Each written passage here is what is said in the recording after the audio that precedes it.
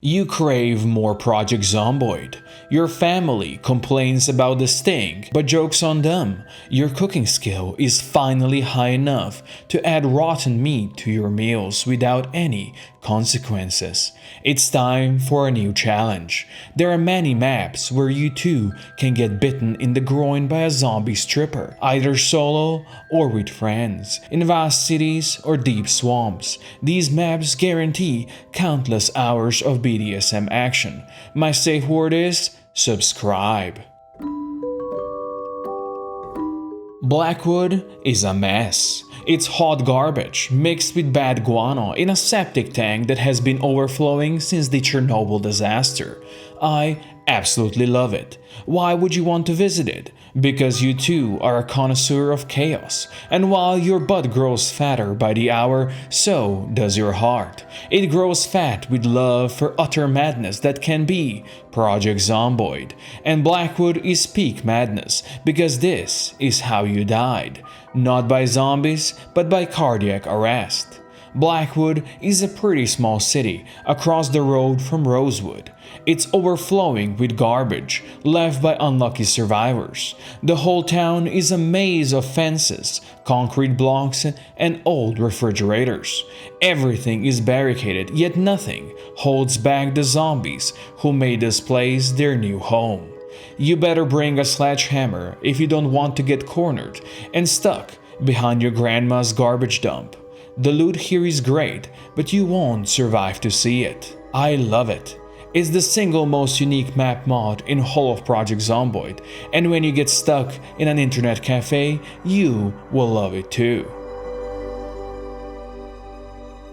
You were promised safety, but the military done goofed again. The perimeter fence has been breached, and the people are doing what people do best in the times of crisis: panic. But you won't panic. Grab a towel and one of the 15 million guns that Fort Redstone has to offer, and you too can die the comic death that is the destiny of every trained soldier in any zombie movie ever. Fort Redstone is great. A sledgehammer is your best friend if you're trying to bring in a truck that can hold all the ammo and weapons. You don't have a sledgehammer? Then you're fucked. You're only bringing out 10 guns and 100 boxes of ammunition through one of the holes in the fence. The good thing is, you can use those 100 boxes of ammo when you return for the rest, and still, the base will be full of zombies. Fort Redstone is a place where I like to dab on my friends and show them what a badass I truly am. In Project Zomboid, zombies are everywhere. But have you considered living amongst the clouds? Tough luck. Zombies are there as well, because some moron left the front doors to the most secure place in Kentucky open, and the Walking Dead walked inside. A full custom-made town on a bridge is now a city of the dead, and it's up to you to clear it out and claim it for yourself. Until you die of toxic fumes because you placed the generator on the wrong roof. A stupid person would think that over the river makes the town on the other side of the river the main point of attraction. I was that stupid person until I learned about the Bridge City. On that day, I was reborn. No longer was I soft mommy milkers. No, I am now become death, destroyer of worlds. The Bridge City is now my home, and only people who played Fallout 3 may come live with me there. No mutants allowed. This is Kentucky. Ride down the Grove Street with the gang again and throw a pizza on Walter White's roof. Do you want to take a break from all the zombie killing and enjoy a night out with the boys on a sweet resort island? A place where nightclubs are jam-packed with beautiful ladies, illegal narcotics, and the party doesn't stop until the island burns? Welcome to King's Mouth, an island resort off the coast of Riverside. It's a beautiful place to survive the apocalypse, provided you can swim faster than the undead. With zombie respawn turned off, you could make this island into an actual paradise. But it's spring break season and the girls went really wild. The island is split roughly into 3 separate areas. The resort part with the highest zombie, alcohol, and heroin density. Next, there's a quiet and cozy residential area with schools, houses, and mansions. Easiest place to get all the necessary resources to survive, provided you don't get your dick bitten off by a soccer mom. Last is the walled-off military airfield with only one entrance. Lots of Walking Dead there, but the loot is to die for. King's Mouth is the quintessential Dead Island experience. It's perfect, I just need to learn how to swim. Do the words cozy and small town make you feel all warm and fuzzy inside? Maybe you should see a doctor. Real gamers play Project Zomboid in utter darkness, 16x insane zombie population, and 7 helicopter events per day. Oh, you haven't made every zombie an unkillable sprinter? What a filthy casual. Lake Erie Township is a small rural town west of Muldrow. It's a perfect location for a fishing vacation. Not that I'm a filthy casual like you, but were I such an abomination, I would enjoy the cozy backroads, cabins hidden behind dense tree lines, and many a quiet fishing spot. A six-pack and a sturdy rod, and a man can almost forget there's an apocalypse out there. Lake Erie Township might bring out the casual gamer in you, but all you need is a hockey mask and a machete, and those campgrounds will be hunted once again. You might not believe me, but among us, there are people who hit zombies with their cars. Intentionally.